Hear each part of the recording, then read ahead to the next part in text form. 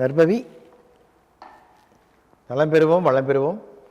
இந்த காணொலியை பார்த்து கொண்டிருக்கும் அன்பு நெஞ்சங்களுக்கும் சப்ஸ்கிரைப் செய்த சொந்தங்களுக்கும் சேர்வராகினி அறக்கட்டளின் சார்பாக பொன் பரமேஸ்வர சுவாமியின் ஆசீர்வாதங்கள், நன்றிகள். சாய்ராம்.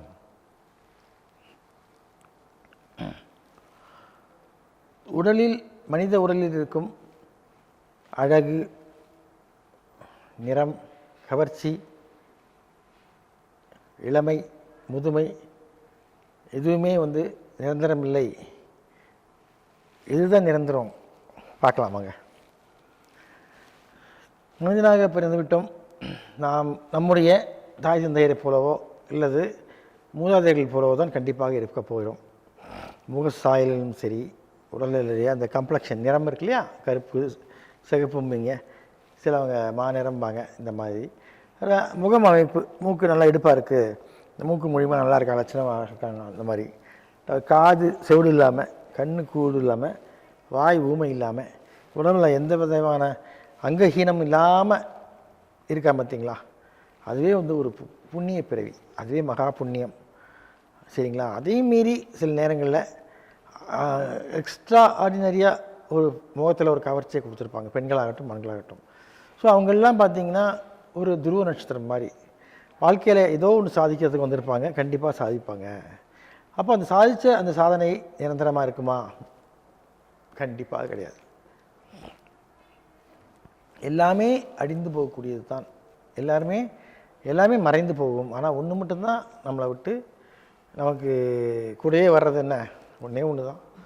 நம்ம செய்த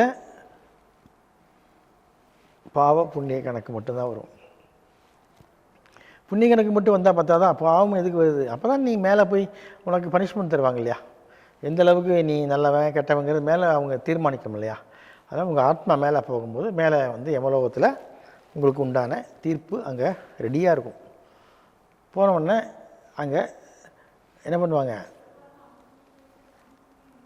சித்திரகுப்தர் என்ன பண்ணுவார்? உங்களுடைய குற்றங்களை படிப்பார்.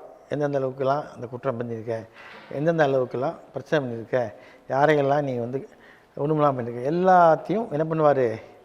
சித்திரகுப்தன் அங்கே சபையில் படிப்பார். அவர் யமதர்மராஜா உட்காந்து கேட்டே இருப்பார். ஆஹா, அப்படியா, சரி, இந்த ஆத்மா இப்படி பண்ணியிருக்குதா, சரி, ஓகே, சரி, ரைட், சந்தோஷம், சரி, உனக்கு என்னப்பா, உனக்கு என்ன ஆசை இருக்குது, என்ன பிறவியாக போகணும், என்ன பண்ண போகிற சொல்லுன்னு கேட்கப்பார். உடனே அவன் சொல்லுவான், ராஜா சாமி, எனக்கு போன இந்த ஜென்மத்தில் எனக்கு எல்லாமே கிடச்சிச்சு, ஒன்றே ஒன்று மட்டும் கிடைக்கல. என்னது? பென்ஸு கார் கிடைக்கல சாமி. பென்ஸு கார் வாங்குறதுக்கு முயற்சி பண்ணும்போது தான் என் உயிரை எடுத்துட்டீங்க, அதனால் எனக்கு பென்ஸு கார் வேணும் அப்படின்னு கேட்பான். இது அந்த ஆத்மா கேட்கும். அதுக்கு அந்த யமதர்மர் கேட்பார், சரிப்பா, உனக்கு பென்ஸ் கார் வேணும்னு சொல்கிற, நீ உங்கள் அம்மா வயிற்றுலேருந்து பிறந்து வீட்டுக்கு போகும்போது பென்ஸ் காரில் போகிற மாதிரி அந்த மாதிரி வேணுமா, பிறவி வேணுமா, இல்லைன்னா நீ போய் சம்பாதிச்சு நீ வாங்குற மாதிரி அந்த மாதிரி வேணுமா, இல்லை நீ போய் கொஞ்ச நாள் நீ ஒரு 10 வயசு ஆகும்போது உங்கள் அப்பா உனக்கு வாங்கி அதில் கூப்பிட்டு போகிற மாதிரி வேணுமா, எப்படி வேணும்னு சொல்லு அப்படின்னு கேட்பார். யார்? யமதர்மராஜா. அதுக்கு இவன் சொல்லுவான், ஆசை இல்லை, பேராசை இல்லை. இல்லை, என்ன ஆஸ்பத்திரியிலேருந்து கூப்பிட்டு போகணுங்க, அப்போவே பென்ஸ் காரில் தான் நான் போகணும், அந்த மாதிரி குடும்பம் தான் எனக்கு வேணும். அப்படியா, சந்தோஷம். பார்ப்பார், வைப்பார் அங்கே ஆப்பு, எப்படி, சரி, உன் ஆசையை நான் என்றைக்குமே பெரியவங்கள்லாம் டிமெரிட்ஸ் சொல்ல மாட்டாங்க, மெரிட்ஸை மட்டும் சொல்லுவாங்க, சில சூட்சங்களை மறைச்சிடுவாங்க. அப்போ அவர் என்ன பண்ணார்? ஆயிலை கை வச்சிட்டார். சரி, நீ போகும்போது இன்னும் ஹாஸ்பிட்டல்லேருந்து பத்திரமா கூட்டிகிட்டு போவாங்க. எல்லாம் உனக்கு 5 வயசு வரைக்கும் தான் ஆயுசு, 5 வயசு வரைக்கும் தான் பென்ஸுக்காரு, அப்புறம் திரும்ப நீ இங்கே மேலே வந்துடணும் அப்படிங்கிற மாதிரி உள்ளுக்குள்ளே கணக்கில் எழுதிடுவார். அதெல்லாம் அவங்க சொல்ல மாட்டாங்க. இது ஆனந்தமாக போய் பிறக்கும். இந்த ஆன்மா பிறந்து என்ன பண்ணும்? பென்ஸுக்காரில் போகும், அங்கே போகும், எல்லாம் அதெல்லாம் தெரியும். குழந்தையாக இருக்கும்போது தான் அதோடைய போன ஜென்மத்துடைய வாசனை அதுக்கு தெரியும். என்ன பண்ணிகிட்டு இருக்கிறாங்க அப்பா அம்மா எல்லாம் தெரியும். ஆனால் பேச முடியாது. பேசுனா பிரச்சனை ஆகிடுன்ட்டு ஆண்டவன் வாயை கட்டி வச்சுட்டான். எல்லாருக்குமே அப்படி தான். அப்போது 5 வயசு ஆகும்போது அந்த ஆத்மா திரும்பவும் என்ன ஆகும்? அந்த உடலை விட்டு வெளியே திருப்பி மேலே போய் சேரும். அப்போ இப்படியே வருவதும் போவதும் வருவதுமாக இருந்து கொண்டே இருந்தால் அதில் என்ன நமக்கு ஒரு சுகம் இருக்க போகுது? அப்போ நம்ம கூட வர்றது என்னது?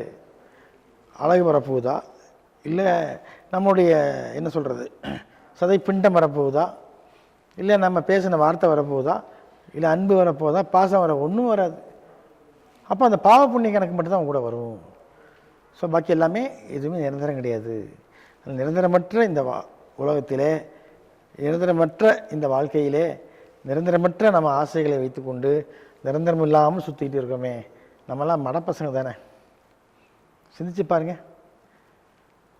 எல்லாம் இந்த உலகத்துக்கு ரைட்டியா, நீ செய்கிறதெல்லாம் ரைட்டியா, அதுக்கப்புறம் என்ன நடக்க போகுது? அங்கே ஒன்று இருக்க, அங்கே போய் தீர்ப்பு சொல்லுவாங்களே, அப்போ என்ன பண்ணுவேன்? திருன்னு முழிப்பேன். அங்கே டிவியில் ஓடிட்டுருக்கும், நீ என்ன பிரச்சனை பண்ண, என்ன தப்பு இருக்குது எல்லாம் அவன்லாம் அங்கே கோனார் நோட்ஸ் மாதிரி வச்சு அள்ளி விடுவான். இந்த டேட்டில் இந்த டயத்தில் இந்த ஆள்கிட்ட இப்படி பேசியிருக்கிற, அது தப்பு, போடு மார்க்கை மைனஸ் பண்ணு. ஸோ அது தகுந்த மாதிரி உனக்கு பிறவியே கொடுத்து விடுவாங்க.